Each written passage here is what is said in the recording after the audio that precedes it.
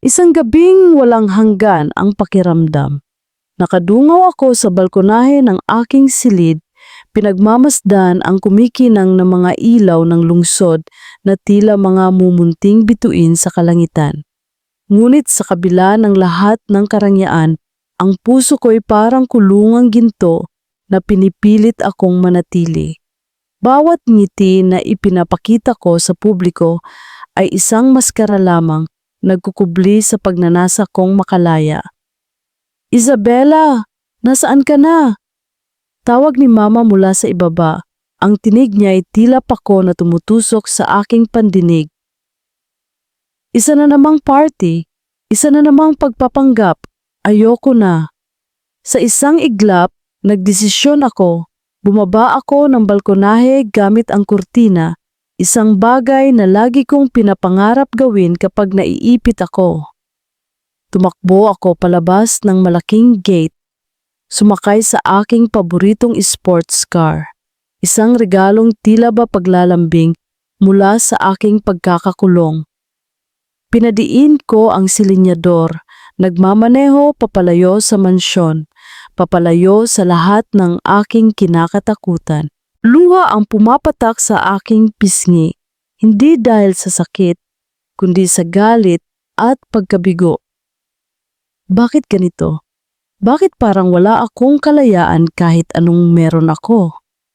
Bulong ko sa hangin, kasabay ng pag-arangkada ng sasakyan. Nasa isang madilim at tahimik na kalsada na ako nang biglang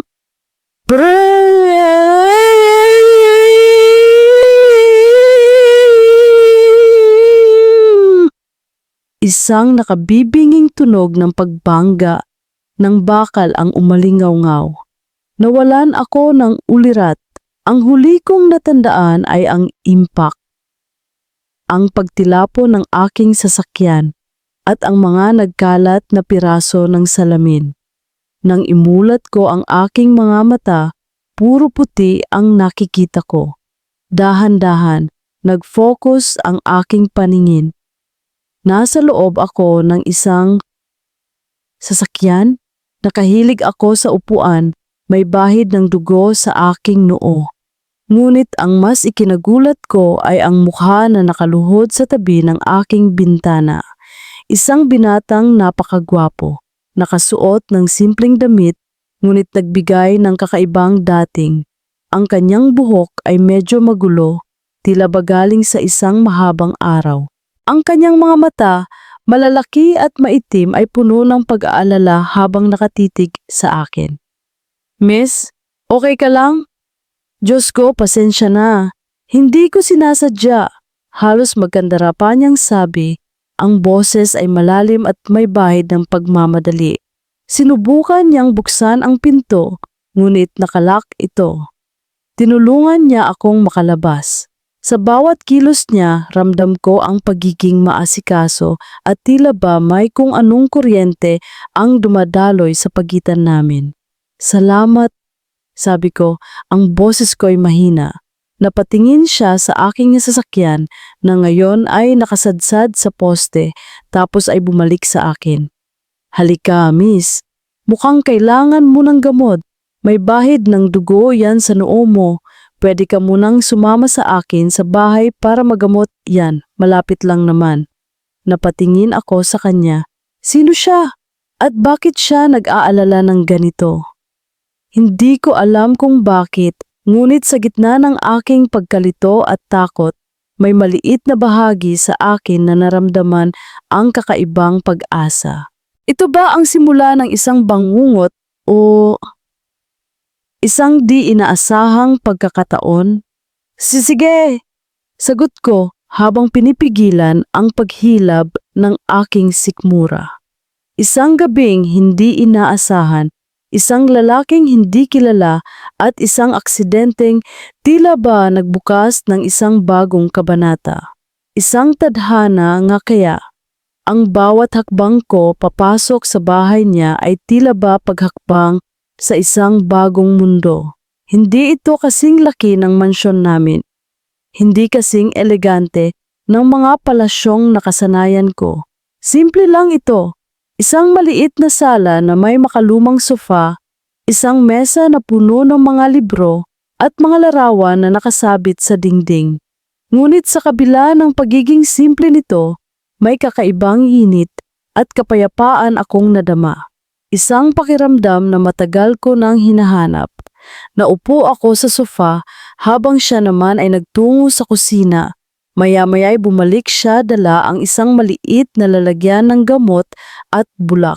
Pinaupo niya ako sa harap niya at sa kanyang mga kamay na malinis at maayos, dahan-dahan niyang nilinis ang sugat ko sa noo. "Medyo mahap dito," sabi niya. Ang kanyang tinig ay banayad at puno ng pag-aalala. Napatingin ako sa kanyang mga mata. Naroon ang sinseridad, walang halong pagkunwari. Ibang-iba siya sa mga lalaking nakapaligid sa akin sa mundo ng mga mayayaman. Sila'y laging may hinihingi, laging may agenda. Siya? Tila ba totoo lang siyang nag-aalala? "Salamat ulit." Sabi ko, mas mahina na ang boses ko kaysa kanina. "Pasensya na sa abala. Ako nga pala si Isabela." Pinili kong gamitin ang pangalan kong ito, isang pangalang walang bigat, walang kasaysayan. Ngumiti siya. "Gabriel, tawagin mo na lang akong Gabe." Gabriel. Ang pangalan niya ay tila ba musika sa aking pandinig. "Gabe?" Habang ginagamot niya ang sugat ko, hindi ko maiwasang mapansin ang mga larawan sa dingding. Mga larawan niya kasama ang isang babaeng matanda, siguro ang kanyang ina. Mayroon ding mga larawan ng mga kaibigan niya, at isang larawan ng isang babaeng nakangiti. May hawak na maliit na tuta. Sino kaya siya? Naputol ang aking pag-iisip nang marinig ko siyang magsalita. "Mukhang kailangan mo munang magpahinga dito. Hindi ka makakapagmaneho sa lagay mo. At saka, mukhang malayo pa ang mararating ng sasakyan mo." Dagdag pa niya, may bahid ng pagbibiro sa kanyang tinig. Napalunok ako. Sumama sa kanya sa bahay ng isang estranghero, ngunit ang isip ko'y nagsasabi na wala akong pagpipilian at ang puso ko'y tila ba may kakaibang kaba, isang kilig na hindi ko maipaliwanag. "Pero hindi naman kita kilala," sabi ko. Pilit kong pinaparamdam ang pag-aalinlangan. "Hindi rin naman kita kilala." Sagot niya, tumingin siya sa akin, ang kanyang mga matay tila ba sinusuri ang aking pagkatao. "Pero mukhang pareho tayong may tinatakasan, di ba?" Napalunok ulit ako. Paano niya nalaman? May kakayahan ba siyang makita ang mga lihim na bumabalot sa akin? "Huwag kang mag-alala," dagdag niya, tila nabasa ang aking iniisip. "Hindi ako katulad ng mga taong nakapaligid sa iyo. Hindi ako naniniwala sa mga deal o arrangement. Naniniwala ako sa tadhana." Tadhana. Ang salitang iyon, ang salitang patuloy na bumabagabag sa akin. Kinabukasan, nagising ako sa mahinang sikat ng araw na tumatagos sa kurtina. Bumaba ako at nadatnan si Gabe sa kusina, nagkakape. Umupo ako sa tapat niya. "Kumain ka na," sabi niya. Inilapag sa harap ko ang isang plato ng simpleng prito. "May tatawagan lang ako tungkol sa sasakyan mo." Habang kumakain ako, hindi ko maiwasang mapansin ang mga kilos niya. Ang pagiging responsable, ang pagiging mapag-alaga, iba siya. Ngunit may isang bagay pa rin na bumabagabag sa akin. Narinig ko siyang kausapin ang telepono bago pa ako magising. Ang usapan ay tungkol sa kasal at pamilya. May tinatago rin ba siya? Maya-maya, habang naghahanda siya ng makakain ko, may nahulog mula sa bulsa ng kanyang pantalon. Isang maliit na larawan. Pinulot ko ito. Larawan ni Gabe, mas bata pa siya dito, kasama ang isang babaeng nakasuot ng puting bestida na hawak-hawak ang isang malaking singsing. Nakasulat sa likod ng larawan ang mga salita, "Para sa aking kinabukasan." M. M? Sino si M? At anong ibig sabihin ng larawang ito? Biglang nagring ang cellphone ko. Nakita ko ang pangalan ng aking ina sa screen. Agad akong kinabahan. Napatingin ako kay Gabe na ngayon ay nakatitig sa akin, tila ba nabasa ang aking takot. Paano kung malaman niya ang lahat? Paano kung ang pagiging malapit namin ay maging simula ng pagkakahiwalay? Hindi ko pa kaya, bulong ko, bago ko pinatay ang tawag. May problema ba? Tanong ni Gabe. Lumapit siya sa akin, ang kanyang muka ay puno ng pag-aalala. Napatitig ako sa kanya. Sa mga mata niyang iyon, sa kanyang pagiging malapit, at sa larawan ni M sa aking kamay.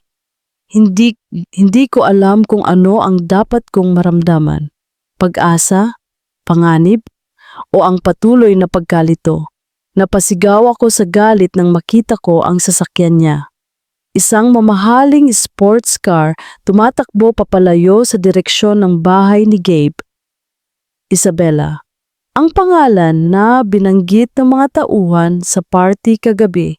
Ang babaeng hindi ko kilala, pero agad kong naramdaman na may kakaiba. At ngayon, nakita ko siyang papalayo sa lugar kung saan si Gabe na naman ang puntirya. Hindi ako nagdalawang isip. Kinuha ko ang aking sasakyan at hinabol ang direksyon kung saan sila nagpunta. Hindi ko alam kung ano ang gagawin ko. Ang alam ko lang, hindi ko mapapayagan na may ibang babae na lumapit kay Gabe. Si Gabe ay para sa akin. Mula pa noong bata kami, alam ko na yon. Kami ang nakatakdang magkasama. Siya ang nakatakdang maging akin. Sinundan ko ang sports car hanggang sa makita kong tumigil ito sa isang medyo malubak na kalsada. Pero bago pa ako makalapit, isang malakas na tunog ang narinig ko. Parang pagbangga. Napahinto ako, kinakabahan. Lumabas ako sa sasakyan ko at naglakad papalapit sa pinanggalingan ng tunog. Nakita ko ang nagkalat na piraso ng sasakyan at sa tabi nito nakaluhod si Gabe. Nakaluhod sa harap ng isang babae. Isang babae. Kumulo ang dugo ko sa aking nakita. Sino ang babaeng yon? Bakit siya tinutulungan ni Gabe? At bakit tila ba nag-aalala siya ng husto dito? Nagkunwari akong dumaan lang doon. Gabe, anong nangyari? Tanong ko, sinubukan kong gawing natural ang aking boses, kahit na ang puso ko'y gustong kumawala sa dibdib ko. Napatingin si Gabe sa akin, tila ba nagulat. Sofia, maaga ka ata? Nagmamaneho lang ako, sabi ko. Lumapit ako sa kanila. Sino to? Ang tingin ko ay nakatuon sa babae na nasa tabi ni Gabe na ngayon ay nakatayo na kahit na tila ba may sugat sa noo. Si Isabela, sagot ni Gabe. Ang kanyang tono ay nagpapahiwatig ng pagiging protektibo. Nagka-aksidente siya. Isabela, ang pangalan na narinig ko kagabi. Nakatitig ako sa kanya. Maganda siya, oo, may dating, pero hindi ko makita kung ano ang meron siya na wala ako.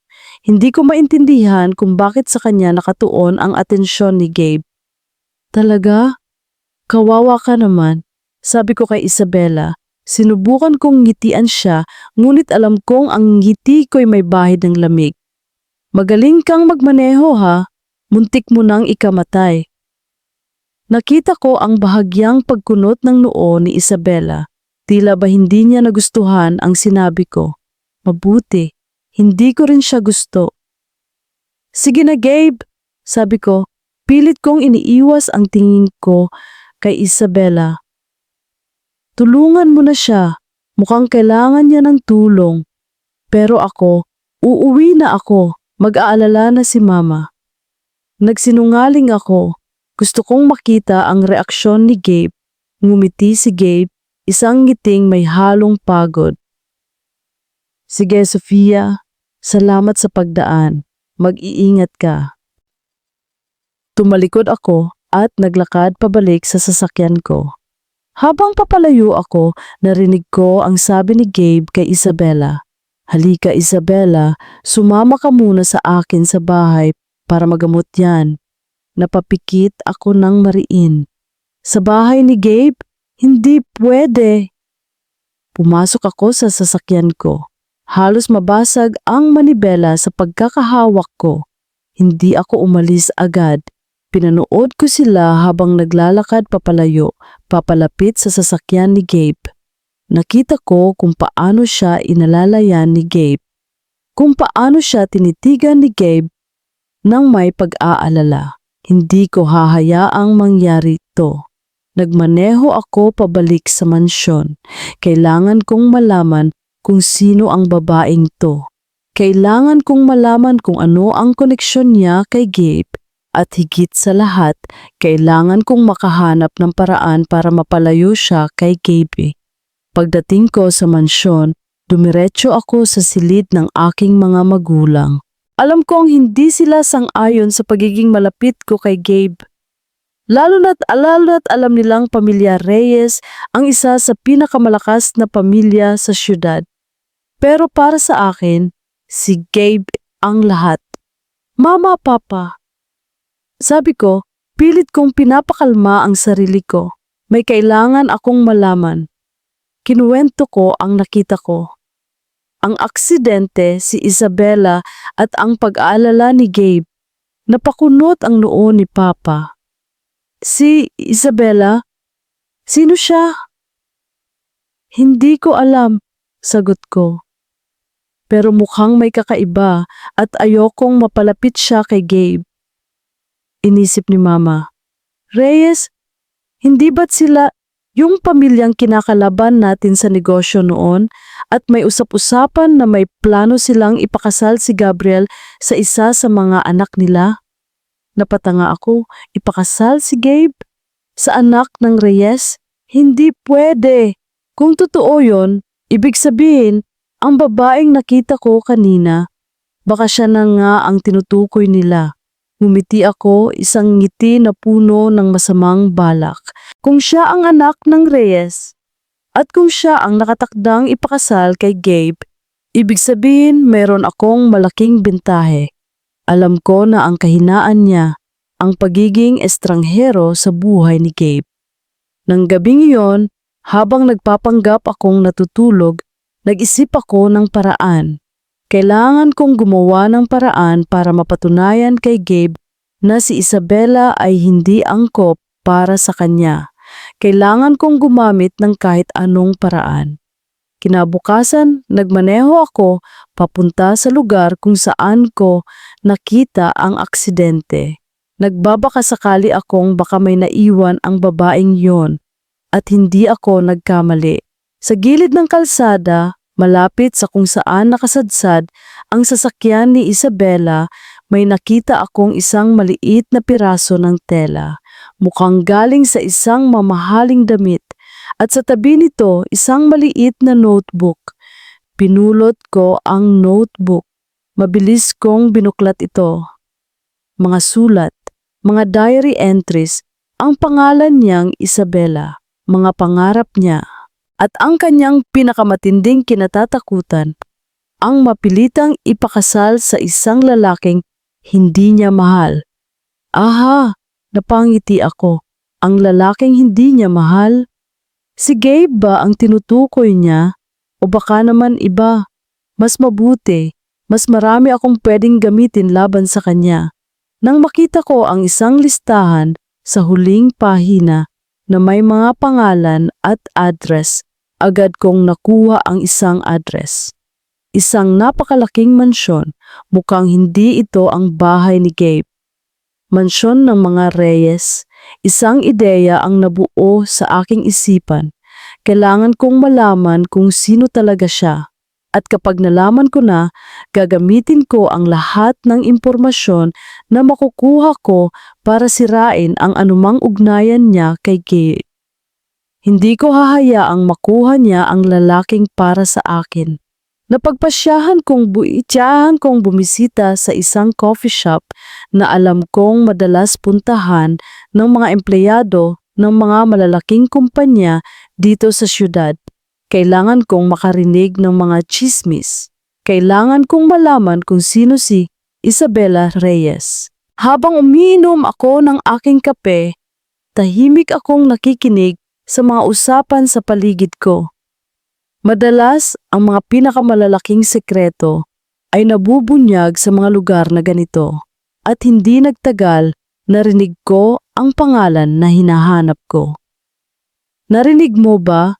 Yung anak ni Don Alejandro Reyes, sabi ng isang babae sa kabilang mesa. Mahina lang ang kanyang boses, ngunit sapat para marinig ko. Si Isabela, sabi nila, ikakasal na daw. Talaga? Sino naman ang mapalad? Tanong ng kasama niya. Ewan ko, pero sabi, malaking deal daw yon para sa pamilya nila. Siguro para sa isa sa mga business partners nila. Napasabunot ako sa aking buhok. Kaya pala siya nasa bahay ni Gabe. Hindi pala siya ang tinutukoy na M na nasa larawan. Hindi pala siya ang nobya ni Gabe. Ang tanga ko! Napagkamalan ko, pero hindi ibig sabihin na wala na akong magagawa.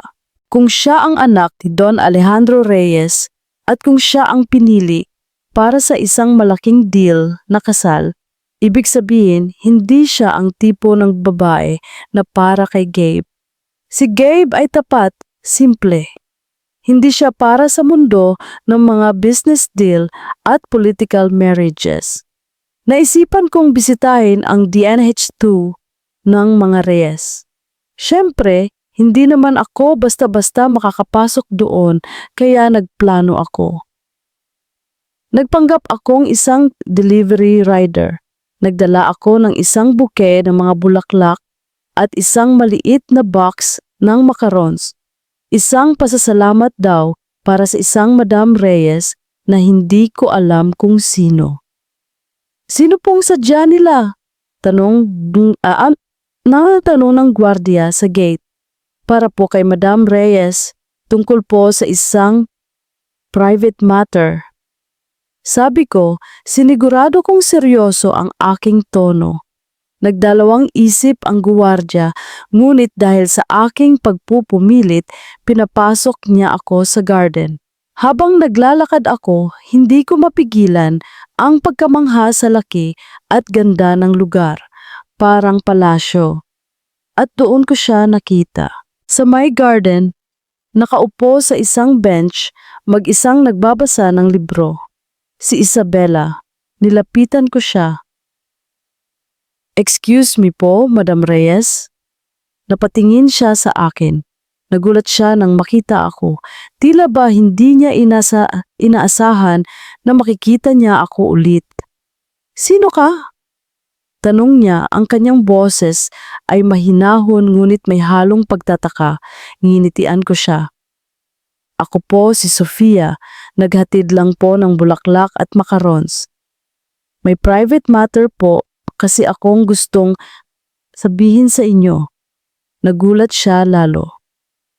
Private matter? Sino ang nagbigay sa iyo ng address na ito? Naku, hindi ko na po maalala. Sabi ko, nagkibit balikat. Pero tungkol po ito sa isang lalaki. Nakita ko ang bahagyang pagbabago sa kanyang ekspresyon. Tila ba interesado siya, ngunit may takot din. Anong lalaki? Isang lalaki na mukhang importante sa inyo, mukhang nagmamalasakit sa inyo. Sabi ko, tinitigan ko siya sa mata. Mukhang si Gabriel de Leon. Nanlaki ang mga mata niya. Napalunok siya. Tila ba naubusan siya ng lakas. Paano mo nalaman si Gabe? Halos pabulong niyang tanong. Ngumiti ako. Ito na ang pagkakataon ko. Nakita ko kayo kahapon. sa lugar ng aksidente. Alam kong tinulungan mo siya at alam kong nasa bahay siya ngayon. Naglakad ako kakako palapit sa kanya, bumaba ang boses ko.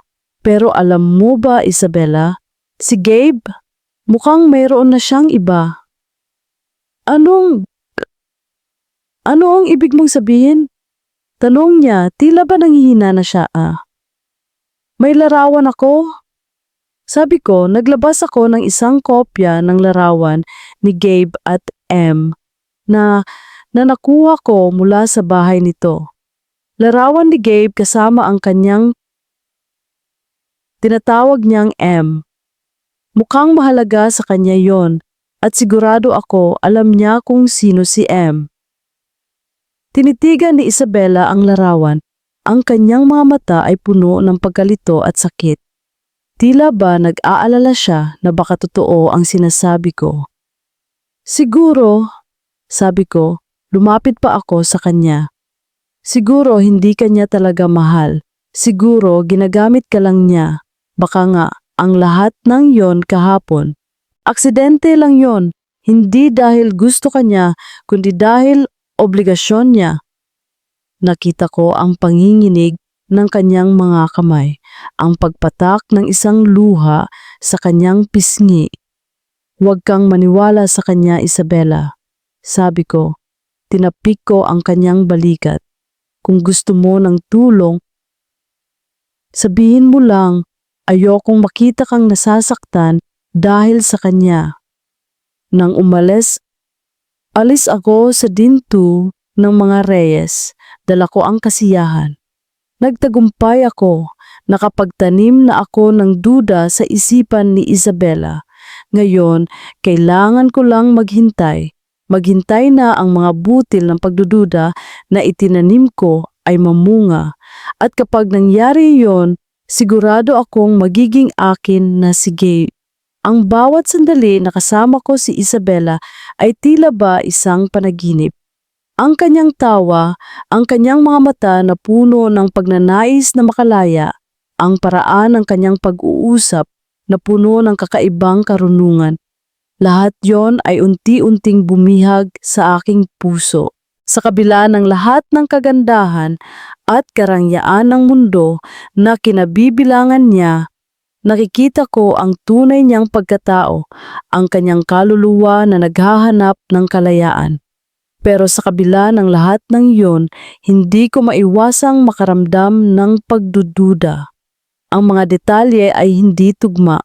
Ang kanyang pagiging mahinahon sa ilang bagay at ang biglaang pagiging matalas ng kanyang pananalita sa iba.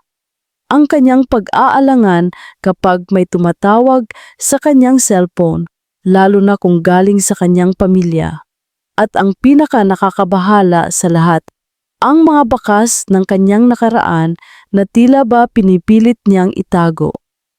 Ang larawan ni M. Sino si M? At bakit tila ba mahalaga ito kay Isabela? Nanginginig ang kamay niya nang mahulog ito mula sa kanyang bulsa. At ang kanyang pagtanggi na sagutin ang tawag ng kanyang ina. May itinatago ba siya? Isang bagay na mas malalim pa sa simpleng pagnanais na makatakas. Dala ang mga katanungang ito, isang gabi, nagpasya akong gumawa ng paraan para malaman ang katotohanan.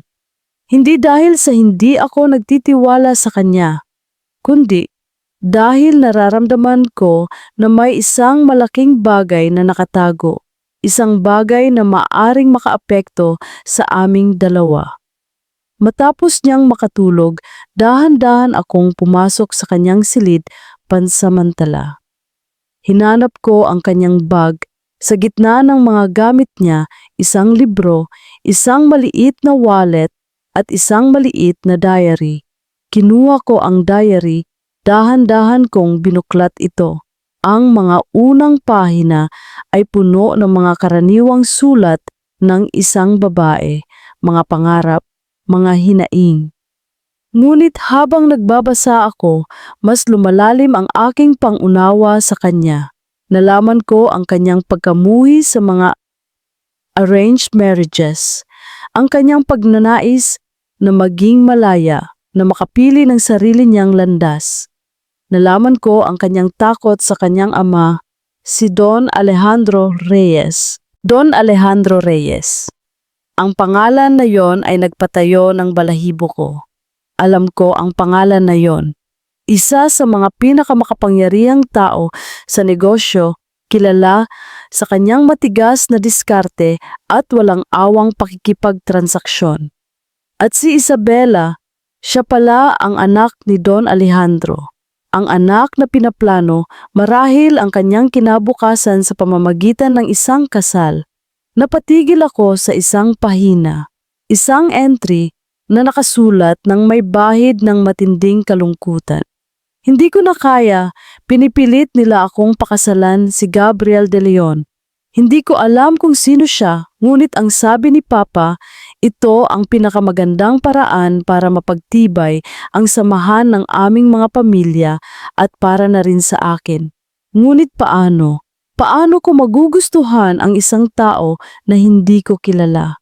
Paano ako magiging malaya kung ang puso ko ay ipinagkaloob na sa iba bago ko pa man makilala ang sarili ko? Gabriel de Leon. Ako, naramdaman ko ang paglamig ng aking buong katawan. Ang mga salitang iyon ay nagpapahiwatig na ang pagkakakilala namin, ang lahat ng masasayang sandali na pinagsamahan namin ay maaaring bunga lamang ng isang malaking plano. Ang aksidente, ito ba ang kanyang paraan para makatakas? O baka naman talagang may narinig akong kaluskos sa labas ng kwarto. Mabilis kong isinara ang diary at ibinalik ito sa bag. Bumalik ako sa aking sariling kwarto, ang puso ko'y kumakabog ng malakas. Kinabukasan, nagpasya akong kausapin siya. Kailangan kong malaman ang katotohanan. Nang makita ko siyang nakatayo sa kusina, nagkakape, tila ba walang malay sa mga lihim na bumabalot sa kanya, ang aking puso'y tila ba nabiyak. Isabela, tawag ko, ang boses ko'y nanginginig. Napalingon siya sa akin. Gabe? Kailangan nating mag-usap, sabi ko, lumapit ako sa kanya. Hawak ko ang isang maliit na larawan na natagpuan ko sa kanyang bag.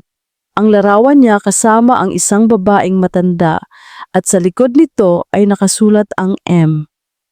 Sino si M? Natigilan siya. Ang kanyang mga mata ay nanlaki, puno ng takot.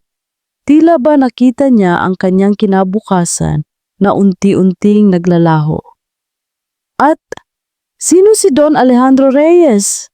Dagdag ko, ang aking boses ay puno ng pagtitimpi. Anak ka ba niya? At ikaw ba ang Isabela Reyes na pinaplano nilang ipakasal sa akin?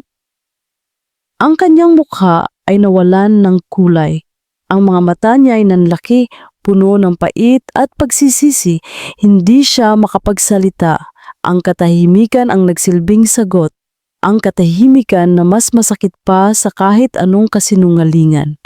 Sa sandaling iyon, naramdaman ko ang pagguho ng aking mundo, ang lahat ng masasayang alaala, ang lahat ng pag-asa na nabuo sa aming pagitan ay tila ba nabalot ng kadiliman. Ang babaeng minahal ko, ang babaeng nakikita kong kasama ko sa hinaharap, ay ang mismong taong ipinagkasundo sa akin ng aking pamilya. Bakit hindi mo sinabi? Tanong ko. Ang aking tinig ay halos hindi ko na marinig. Nagulat siya sa aking tanong. Tila ba hindi niya inaasahan na itatanong ko yon. Sinubukan ko, sabi niya, ang kanyang boses ay nanginginig. Pero hindi ko alam kung paano. Natatakot ako. Napatitig ako sa kanya, ang aking mga mata ay puno ng sakit at pagkalito. Natatakot? Ako rin, Isabela, takot na ako. At sa sandaling iyon, nakita ko ang isang anino sa may pintuan. Si Sofia, nakatingin siya sa amin, may kakaibang ngiti sa kanyang mga labi. Tila ba nasasaksihan niya ang pinakamasayang sandali ng kanyang buhay. Ang mga salita ni Gabi ay tila mga kutsilyong bumabaon sa aking puso. Bakit hindi mo sinabi? Ang simpleng tanong na iyon ay bumubuod sa lahat ng aking takot at pagsisisi. Alam kong mali ang ginawa ko, ang pagtatago ng aking pagkatao. Ngunit sa bawat araw na lumilipas, mas lalo akong nababalot ng takot na mawala siya kapag nalaman niya ang lahat. Napatingin ako sa kanya, ang kanyang mga mata ay puno ng sakit at pagkalito. Nakita ko ang pagtataksil sa kanyang mga tingin, ang pagguho ng tiwala na unti-unti naming pinubuo. Gabe, mahal kita, sabi ko. Ang mga salita ay lumabas mula sa aking bibig na parang mga bulong. Mahal kita ng higit pa sa inaakala mo. Ang lahat ng ito, hindi ko ginusto, napilitan lang ako. Napilitan? Ulit niya, ang kanyang tinig ay puno ng pait. Pero bakit, Isabela? Bakit kailangan mong itago ang lahat? Bakit hindi mo sinabi ang totoo? Bago pa ako makasagot, isang tinig ang narinig namin mula sa may pintuan. Isang tinig na nagpatayo ng balahibo ko. Dahil takot siyang mawala sa iyo, Gabriel, takot siyang harapin ang katotohanan na ang kapalaran niya ay hindi niya hawak. Napalingon kami pareho. Nakatayo doon si Sofia, ang kanyang mga mata ay kumikinang sa tagumpay. Tila ba hindi siya makapaniwala sa kanyang nakikita. Ngunit ang mas ikinagulat ko ay ang sumunod na sinabi niya. At ikaw, Gabriel, sabi ni Sofia, lumapit siya kay Gabe, ang kanyang tinig ay puno ng pang-aasar. Akala mo ba lahat ng ito ay aksidente lang? Akala mo ba hindi niya alam? Alam niya. Alam niyang ang pagkikita ninyo ay hindi isang simpleng aksidente. Ito ay simula pa lang ng napagkasunduang kasal. Anong pinagsasabi mo, Sofia? Tanong ni Gabe. Ang kanyang mukha ay puno ng pagtataka, ngunit bago pa makasagot si Sofia, isang malakas na tinig ang umaling-awngaw mula sa labas. Isabela! Napalingon kaming tatlo sa direksyon ng tinig. Nakatayo sa may gate si Papa, si Don Alejandro Reyes, kasama ang ilang bodyguards. Ang kanyang mukha ay seryoso, puno ng awtoridad. Tila ba alam na niya ang lahat. Ama? Sabi ko, hindi makapaniwala. Lumapit si Papa, tumingin siya kay Gabe, pagkatapos ay kay Sofia. Gabriel de Leon, at ikaw, Sofia Santos, nandito ako para tapusin ang lahat ng ito. Tumingin siya sa akin. Isabela, anak, alam ko ang ginawa mo, ang pagtatago mo ng iyong pagkatao, ang pagpapanggap mo na hindi mo alam ang tungkol sa kasal ninyo ni Gabriel. Ngunit ngayon, tapos na ang lahat ng yan. Ama, hindi ko na po kaya. Sabi ko, ang mga luha ay nagsimula ng tumulo sa aking mga pisngi. Ayoko na po, mahal ko si Gabe. Mahal mo siya? Tumawa si Papa, isang tawa na walang halong saya. Anak, ang pagmamahal ay hindi sapat sa mundong ito. Ang kailangan natin ay lakas, kapangyarihan, at ang kasal na to ang magbibigay sa atin niyan. Tumingin siya kay Gabe. Gabriel, alam ko ang tungkol sa relasyon ninyo ng anak ko. At hindi ko ito palalampasin. Ang kasal na to ay mangyayari sa lalong madaling panahon. Kailangan ito para sa ating pamilya. Kailangan ito para sa kinabukasan.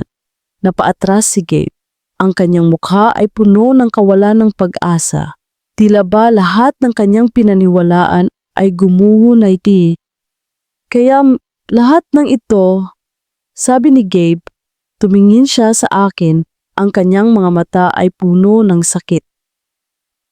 Hindi ito pag-ibig, isa lang itong kasunduan.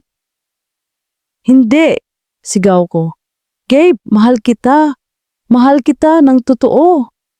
Ngunit hindi na siya nakinig. Tumingin siya kay Papa.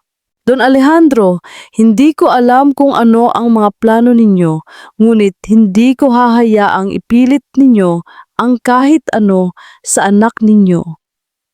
Pwede mo bang sabihin yan sa akin, Gabriel? Sabi ni Papa. Ang kanyang tinig ay malamig. O gusto mong malaman ang sikreto na matagal nang tinatago ng iyong pamilya? Ang sikreto na maaaring sumira sa inyong lahat? Natigilan si Gabe. Nilingon niya si Papa, ang kanyang mukha ay puno ng pagtataka. Ano ang sinasabi ni Papa? Ano ang sikreto ng pamilya niya?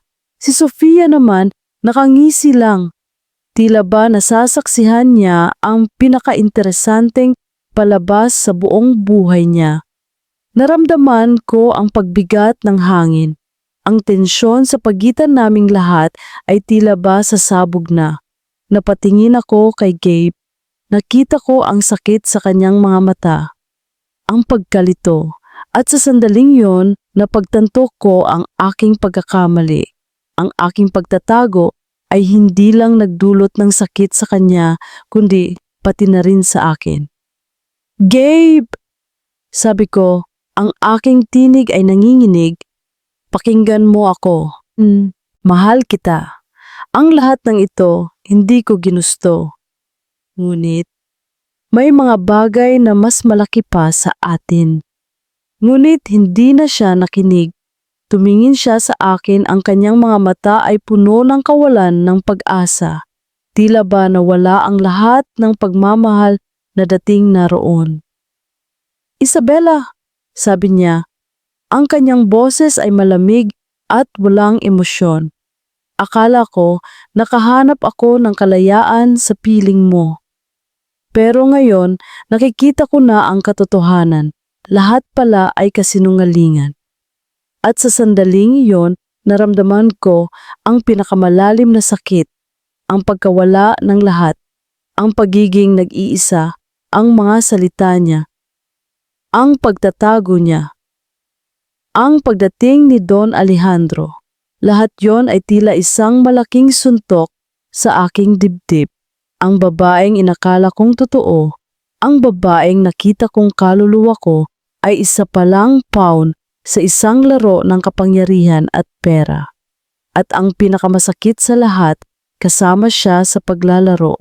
Naglakad-alakad ako papalayo, hindi ko pinansin ang tawag ni Isabella, hindi ko pinansin ang mapanuksong tingin ni Sofia, at lalong hindi ko pinansin ang presensya ni Don Alejandro.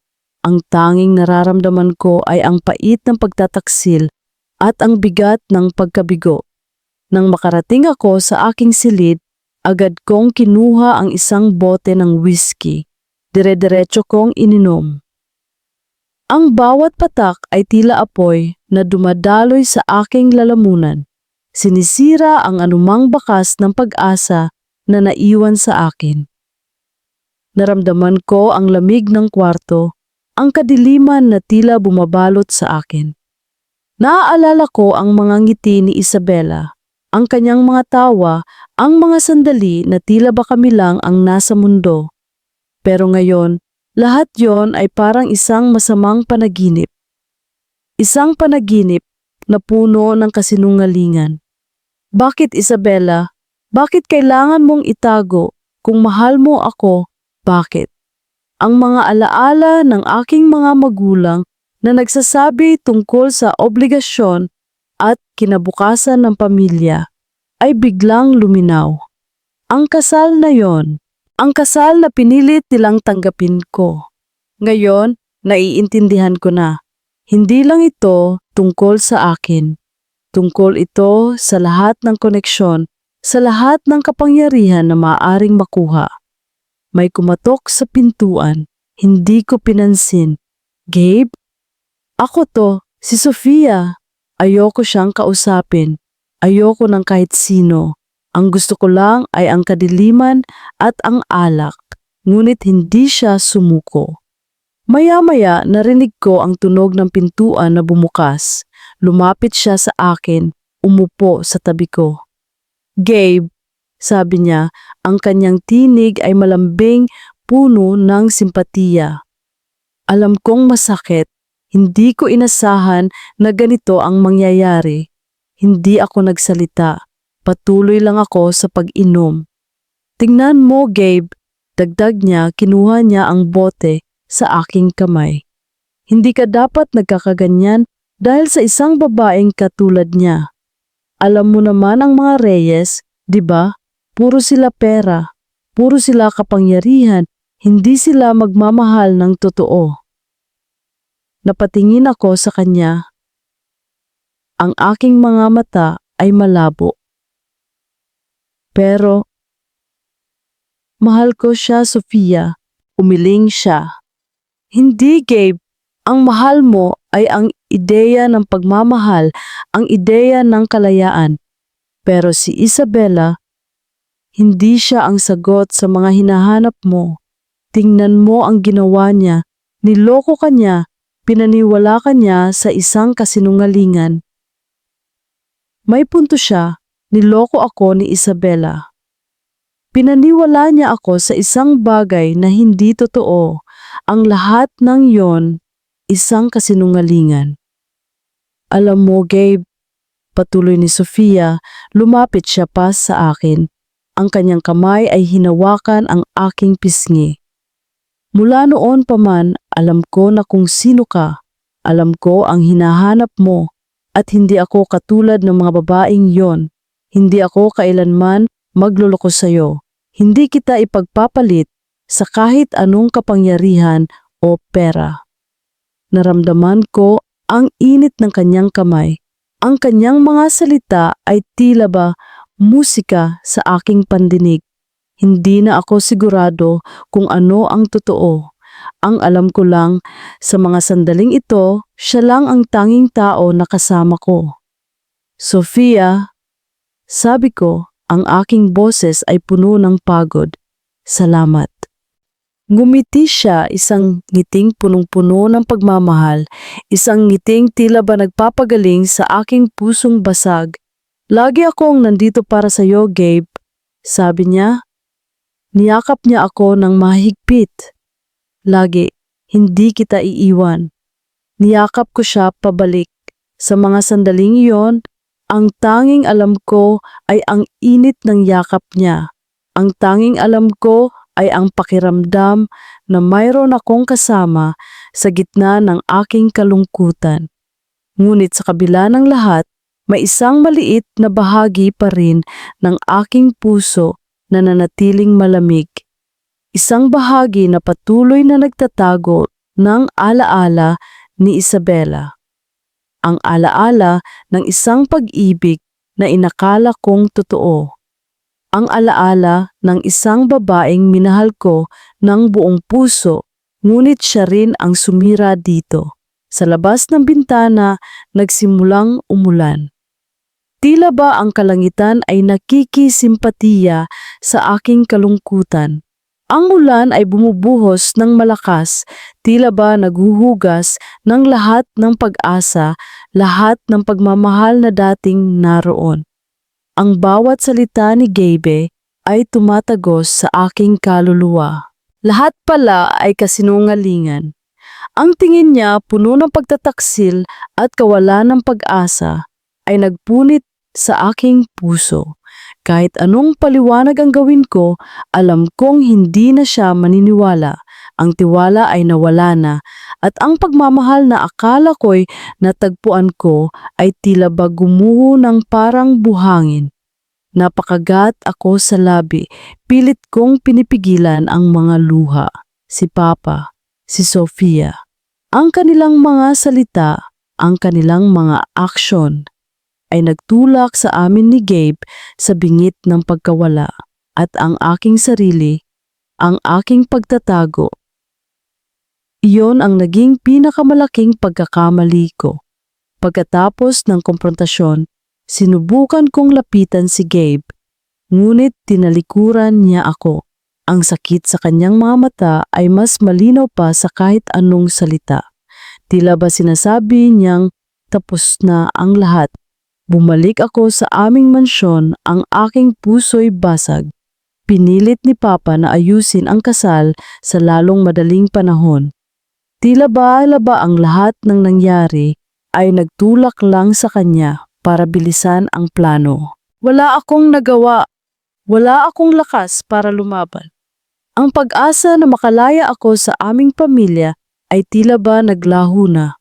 Umupo ako sa aking kama, ang mga luha ay patuloy na umaagos. Ang lahat ng aking pangarap, ang lahat ng aking pag-asa ay tila ba naglalaho na sa hangin. Naramdaman ko ang lamig ng kwarto, ang bigat ng katahimikan. Paano ako magpapatuloy? Paano ako mabubuhay nang wala siya? May biglang kumatok sa pintuan. Ang maid. Ma'am Isabella, may bisita po kayo. Si Miss Sofia po. Napalingon ako. Si Sofia, anong ginagawa niya dito? Naglakad ako pababa.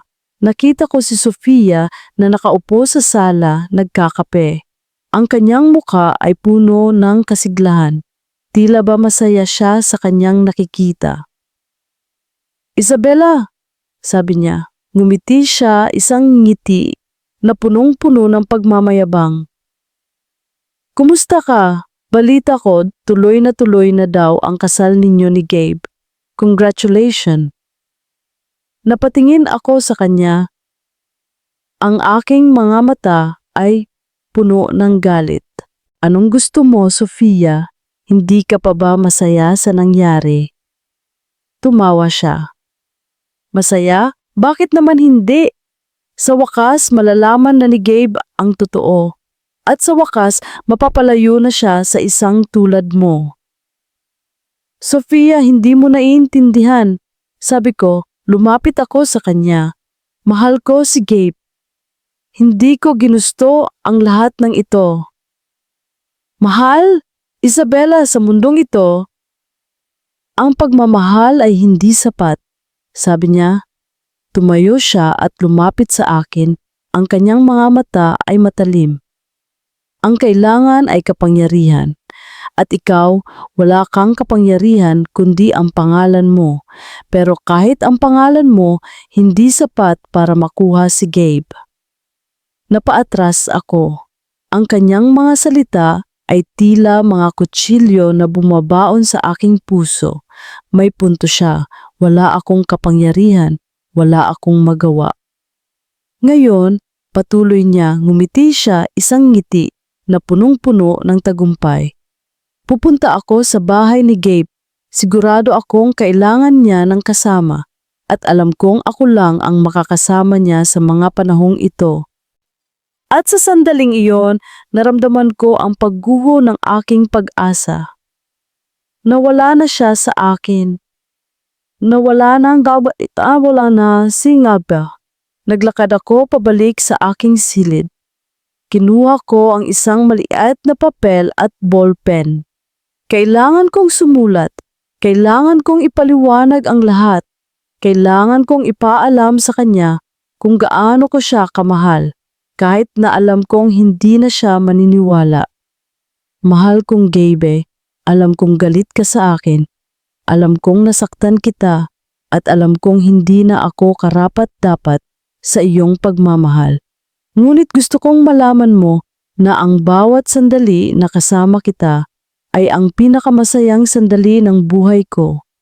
Ang pagtatago ko ay hindi dahil sa hindi kita mahal, kundi dahil takot ako. Takot akong mawala ka. Takot akong mawala ang kalayaan na inakala kong natagpuan ko sa piling mo. Ngunit ngayon wala na akong magagawa. Ang kapalaran ko ay nakasulat na. Ang kasal na yan mangyayari. At ayoko nang maging dahilan ng iyong kalungkutan. Ayoko nang maging bahagi ng anumang laro ng pamilya. Kaya nagpasya akong umalis. magpakalayo. Hayaan kang maging malaya.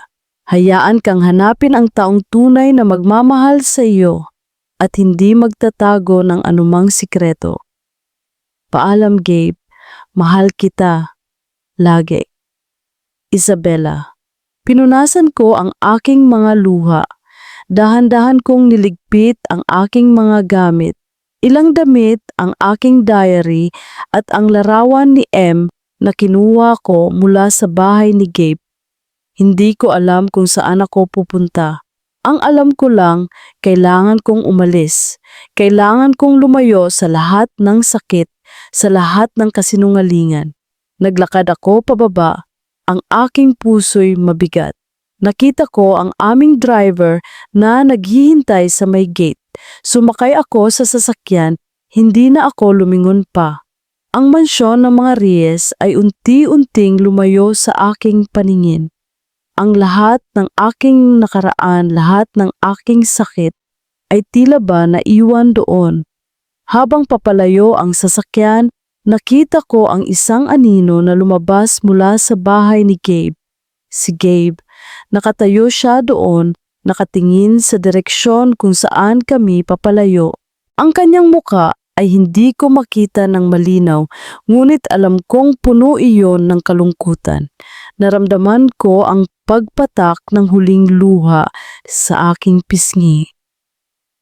Paalam, Gabe. Paalam sa pag-ibig na inakala kong sa akin. Paalam sa kalayaan na hindi ko kailanman nakuha. Ang nangiti ay hindi maalis sa aking mga labi habang papalayo ang sasakyan ni Isabela mula sa dinto ng mga Reyes. Sa wakas, wala na siya. Walang na si Isabela. At sa wakas, magiging akin na si Gabe. Ngunit may isang bagay pa rin ang bumabagabag sa akin. Ang sinabi ni Don Alejandro Reyes tungkol sa sikreto ng pamilya ni Gabe. Ano kaya iyon? Kung may alam ako, mas madali kong makukuha si Gabe at mas mapapawalang bisa ko ang anumang natitirang koneksyon niya kay Isabela. Nagmaneho ako papunta sa bahay ni Gabe. Sigurado akong nalulungkot siya. Sigurado akong kailangan niya ng kasama at alam kong ako lang ang makakasama niya sa mga panahong ito. Pagdating ko sa bahay, nadatnan ko si Gabe na nakaupo sa sala, nag-iisa. Ang kanyang muka ay puno ng lungkot. Ang kanyang mga mata ay walang buhay. Nakita ko ang isang nakatuping papel sa kanyang kamay. Ang sulat siguro ni Isabela. Nilapitan ko siya. Gabe, napalingon siya sa akin. Sofia, umupo ako sa tabi niya. Alam kong masakit, pero hindi ka dapat nagkakaganyan. Hindi siya worth it. Hindi mo naiintindihan, Sofia, sabi niya. Ang kanyang boses ay puno ng pait. Minahal ko siya. Oo, minahal mo siya. Sabi ko, hinawakan ko ang kanyang kamay. Pero niloko ka niya at sa mga panahong ito, ang kailangan mo ay isang taong magmamahal sa iyo ng totoo. Isang taong hindi ka kailanman iiwan. Tumingin siya sa akin. Sa kanyang mga mata nakita ko ang pagdududa, ngunit nakita ko rin ang pag-asa. Salamat, Sofia, sabi niya. Ngumiti siya ng bahagya. Lagi kang nandito para sa akin. Niyakap ko siya ng mahigpit. Alam kong ito na ang aking pagkakataon. Kailangan kong kumilos ng mabilis. Kailangan kong malaman ang sikreto ng pamilya niya. Kinaumagahan, habang natutulog pa si Gabe, nagpasya akong maghanap. Saan kaya itinatago ng kanyang pamilya ang kanilang mga sikreto? Sa silid-aralan ng kanyang yumaong ama? Sa library, pumunta ako sa silid-aralan ng kanyang ama. Ang silid ay puno ng mga libro, mga lumang dokumento at mga larawan. Naghanap ako sa bawat sulok, sa ilalim ng mga libro, sa likod ng mga larawan, ngunit wala akong makita, pero hindi ako sumuko. Alam kong mayroong nakatago. Nang marating ko ang desk ng kanyang ama, nakita ko ang isang kakaibang drawer. Mukhang mayroong double lock. Sinubukan kong buksan, ngunit hindi ko kaya. Naisip ko ang isang bagay, ang larawan ni Gabe at ni M na nakasulat sa likod ang para sa aking kinabukasan. M. Marahil ang M na iyon ay may koneksyon sa sikreto. Nagtataka ako kung ano ang koneksyon ng larawan sa drawer na ito. Kung ano ang koneksyon ng kanyang ama sa sikreto. Naghanap ako ng mga susi. Sa ilalim ng desk, sa loob ng mga libro, sa likod ng mga frame ng larawan.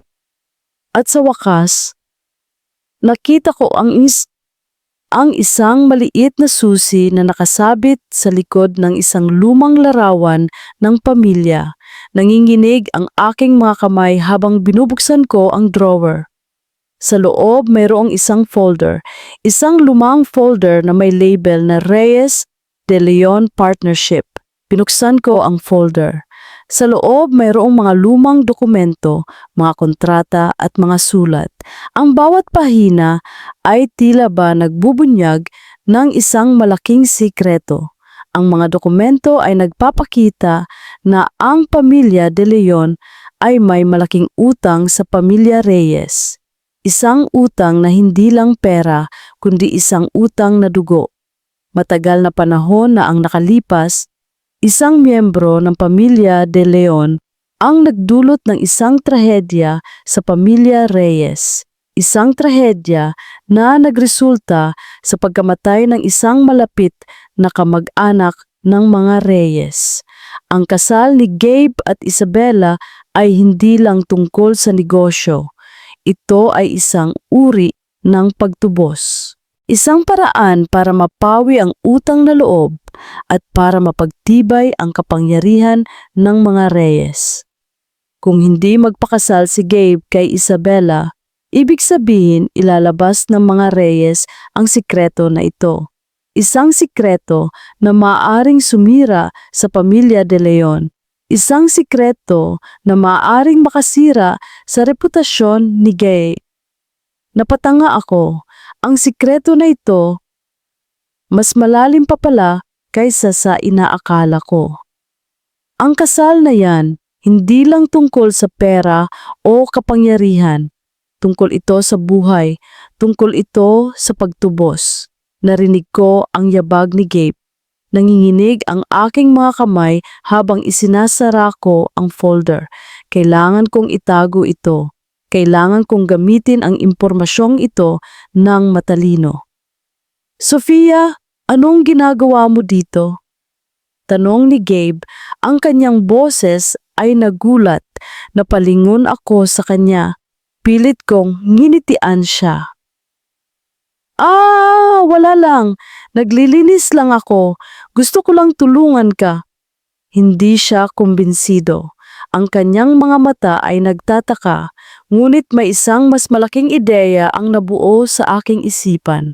Kung gagamitin ko ang sikreto na ito, hindi lang si Isabela ang matatalo ko, pati na rin si Gabe.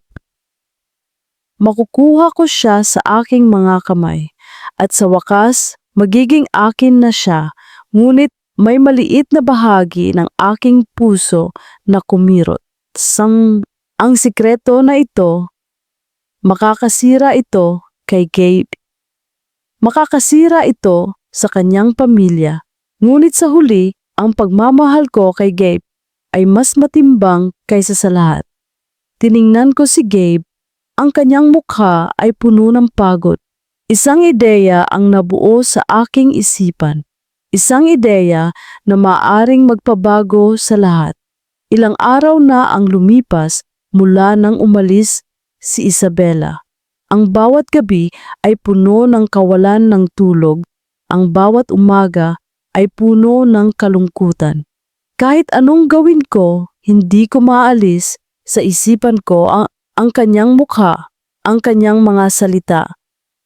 Ang pagtataksil niya, pero mas malalim pa sa sakit ng pagtataksil, ang bumabagabag sa akin ay ang mga salita ni Don Alejandro. ang sikreto ng aming pamilya. Ano kaya iyon? Ang aking ama ay isang matuwid na tao. Imposibleng may tinatago siyang ganoon kalaking kasalanan. Isang umaga, habang nag-iisip ako sa silid-aralan ng aking ama, nakita ko si Sofia na tahimik na nakaupo sa sulok, may hawak na isang lumang folder. Ang kanyang muka ay seryoso, tila ba nag-iisip siya ng malalim. "Sofia, anong hawak mo?" Tanong ko. Lumapit ako sa kanya. Nagulat siya. Pilit niyang itinago ang folder. Wala lang. Naglilinis lang ako. Nakita ko lang tong lumang folder. Ngunit huli na. Nakita ko ang label. Reyes De Leon Partnership. Anong meron sa loob niyan, Sofia? Tanong ko. Ang aking boses ay puno ng pagdududa. Nag-aalangan siya. "Gabe, hindi ko alam kung dapat kong sabihin sa iyo. Delikado ito." "Sofia, sabihin mo sa akin." "Ngayon," sabi ko. Ang aking tinig ay puno ng awtoridad. Napabuntong hininga siya. Binuksan niya ang folder at inabot sa akin. "Basahin mo at malalaman mo ang lahat." Nanginginig ang aking mga kamay habang binabasa ko ang mga dokumento, ang mga sulat, ang mga kontrata. Ang katotohanan ay tila isang malaking bomba na sumabog sa aking harapan.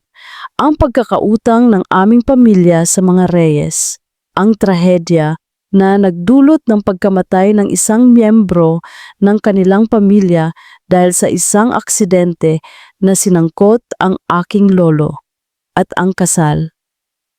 Ang kasal na ito ay hindi lang tungkol sa negosyo.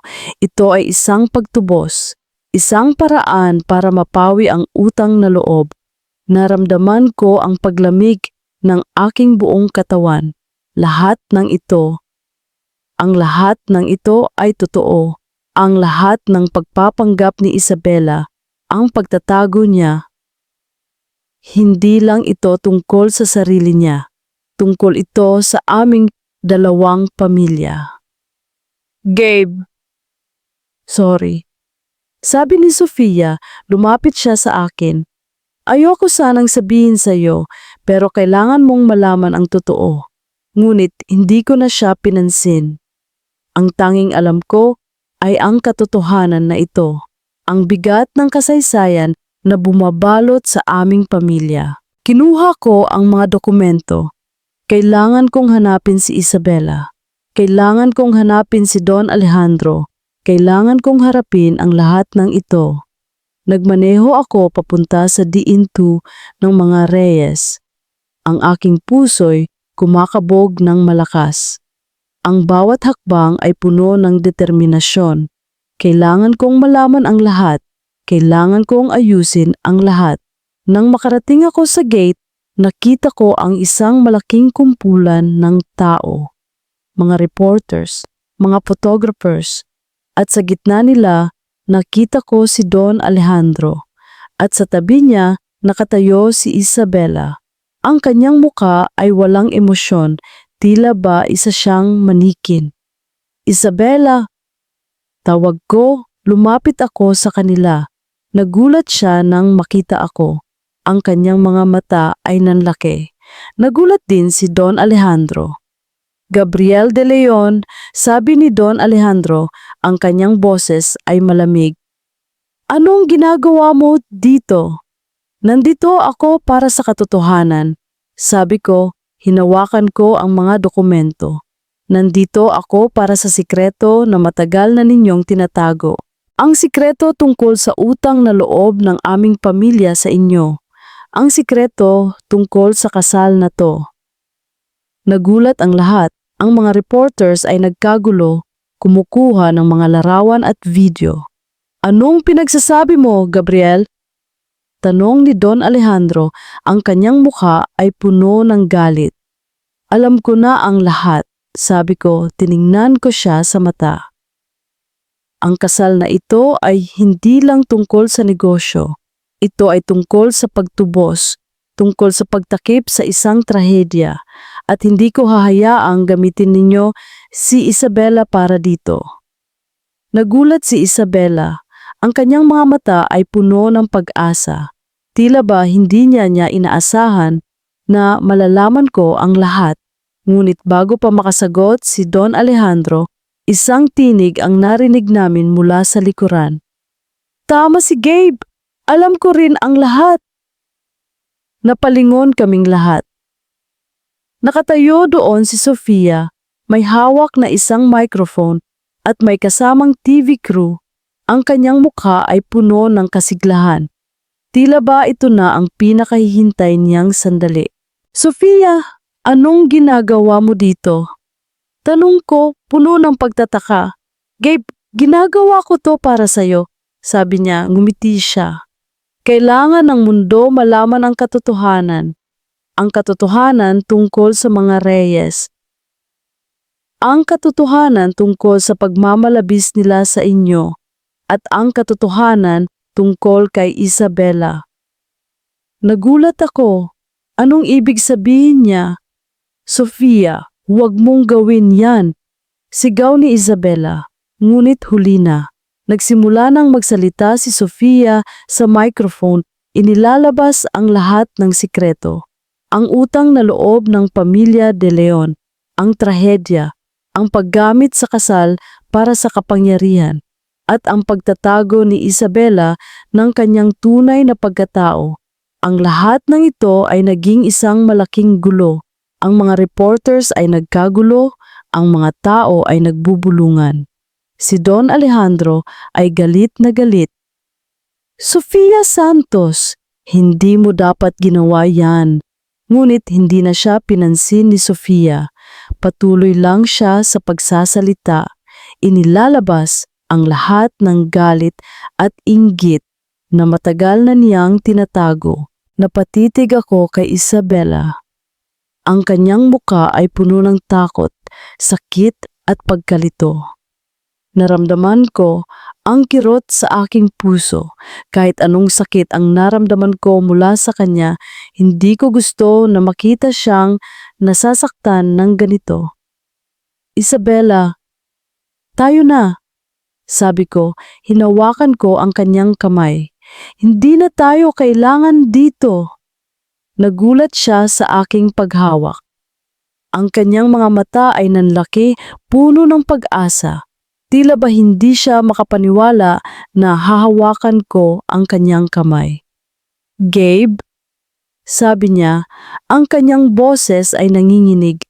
Magkasama tayong haharapin ang lahat. Sabi ko, tinitigan ko siya sa mata. Hindi na tayo magtatago. Ang aming mga kamay ay mahigpit na magkahawak. Ang aming mga mata ay nakatingin sa isa't isa. Sa gitna ng gulo, sa gitna ng lahat ng kasinungalingan, nakita ko ang katotohanan sa kanyang mga mata. At alam kong, sa wakas, nahanap namin ang aming kalayaan. Ang paghawak ni Gabe sa aking kamay ay tila isang kuryente na dumaloy sa buong katawan ko. Sa gitna ng kaguluhan, ng mga nagkakagulong media at galit na tingin ni Papa, ang presensya niya ang tanging nagbigay sa akin ng lakas. Ang kanyang mga salita. Magkasama tayong haharapin ang lahat. Hindi na tayo magtatago. Ay umalingaw-ngaw sa aking isipan, tila isang pangako na matagal ko nang hinihintay. Hinila niya ako papalayo sa gulo, papalayo sa mga tingin na puno ng paghusga, papalayo sa galit ni Papa na tila ba ayaw akong pakawalan. Hindi namin alam kung saan kami pupunta, ang alam lang namin ay kailangan naming lumayo. Magkasama. Nagmaneho kami papalayo sa diin-2 ng mga Reyes. Ang katahimikan sa loob ng sasakyan ay hindi na puno ng tensyon, kundi ng kapayapaan. Napatingin ako sa kanya. Ang kanyang muka ay seryoso, ngunit may bahid ng pag-asa. Gabe, sabi ko. Ang aking boses ay mahina. Paano mo nalaman ang lahat? Huminga siya ng malalim. Nahanap ko ang mga dokumento sa silid-aralan ng aking ama. Ang totoo, nalaman ko ang ilan sa mga sikreto ng ating mga pamilya, Isabela. Ang utang na loob, ang trahedya, ang paggamit sa atin para sa kapangyarihan. Naramdaman ko ang sakit sa kanyang boses, ang bigat ng lahat ng kanyang nalaman. Sorry, Gabe. Sorry dahil hindi ko sinabi sa iyo noon pa man. Natakot ako. Hinawakan niya ang aking kamay. Alam ko, ako rin natakot. Natakot ako sa katotohanan. Pero ngayon, wala na tayong dapat ikatakot. Hindi na tayo magtatago. Umalis kami sa syudad. Nagtungo kami sa isang probinsya. Sa isang maliit na bahay na pag-aari ng kaibigan ni Gabe. Doon, malayo sa ingay ng mundo, malayo sa mga pamilya namin, doon kami nagsimulang mag-usap. Nagkwentuhan kami ng lahat, ang aking mga takot, ang kanyang mga pagdududa, ang aming mga pangarap.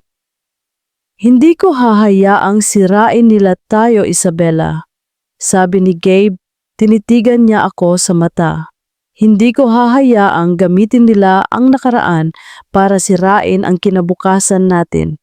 Lalaban tayo. Niyakap ko siya ng mahigpit. Sa wakas, mayroon na akong kasama. Mayroon na akong taong handang lumaban para sa akin. Makalipas ang ilang linggo, bumalik kami sa syudad. Hindi na kami natatakot. Handang-handa na kaming harapin ang lahat. Ang kaso ni Sofia Santos ay naging headline sa lahat ng balita. Ang kanyang paglalantad ng mga sikreto kasama ang kanyang pagmamalabis ay nagdulot ng malaking iskandalo. Siya ay kinasuhan ng defamation at harassment. Nagmakaawa siya sa amin na huwag siyang kasuhan, ngunit alam naming kailangan niyang pagbayaran ang kanyang mga ginawa. Si Papa, si Don Alejandro Reyes, ay galit na galit, ngunit dahil sa mga dokumentong inilabas ni Gabe at sa suporta ng ilang miyembro ng aming pamilya na sumusuporta sa akin, wala na siyang nagawa. Kinailangan niyang tanggapin ang katotohanan. Kinailangan niyang tanggapin na hindi niya kayang kontrolin ang lahat. Sa isang press conference, nagkasama kami ni Gabe. Doon, inilabas namin ang lahat ng katotohanan. Ang kasaysayan ng aming pamilya, ang utang na loob, ang trahedya, at ang aming pagmamahalan. Hindi kami magpapakasal dahil sa obligasyon. Sabi ni Gabe, hawak niya ang aking kamay.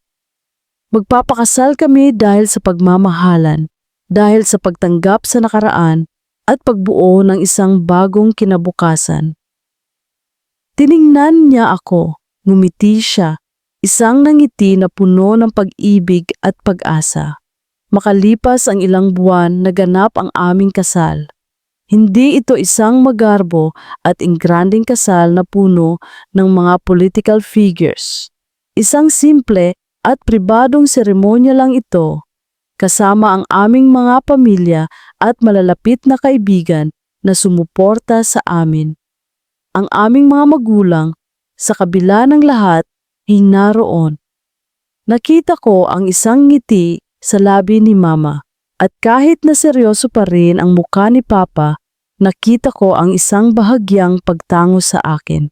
Sa harap ng altar, habang nakatitig ako sa mga mata ni Gabe, naramdaman ko ang lahat ng emosyon, ang sakit, ang takot, ang pag-asa, at ang pagmamahalan. Isabela Reyes, sabi ni Gabe, ang kanyang boses ay nanginginig. Minahal kita sa simula pa lang. Kahit na puno ng sikreto ang ating pagkakakilala, alam kong ikaw ang para sa akin. At ngayon, ipinapangako ko na hinding-hindi na ako magtatago ng anumang bagay sa iyo. Hinding-hindi na kita iiwan. Naluha ako.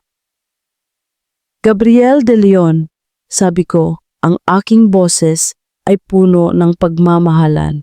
Minahal kita ng walang pasubali at ngayon ipinapangako ko na mamahalin kita hanggang sa dulo at hinding-hindi na ako magtatago ng anumang bagay sa iyo.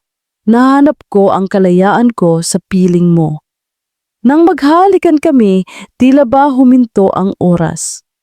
Ang lahat ng sakit, lahat ng takot, lahat ng pagdududa ay naglaho. Ang tanging naroon ay ang pagmamahalan. Isang araw pagkatapos ng aming kasal, habang naglalakad kami sa dalampasigan, magkahawak kamay, napatingin ako kay Gabe. Ang sikat ng araw ay tila ba nagbibigay ng bagong pag-asa sa amin. Gabe, sabi ko, muli akong ngumiti. Salamat sa lahat. Ngumiti siya, hinalikan niya ang aking buhok. Salamat din, Isabella, nahanap ko ang kalayaan ko sa piling mo. At doon, sa ilalim ng asul na kalangitan, sa gitna ng malawak na karagatan, nagsimula ang aming bagong umaga. Isang umaga na puno ng pag-asa, pagmamahalan, at ang tunay na kalayaan na matagal na naming hinahanap. Ang aming buhay ay nagsimula sa isang pahinang puti, malayo sa anino ng nakaraan.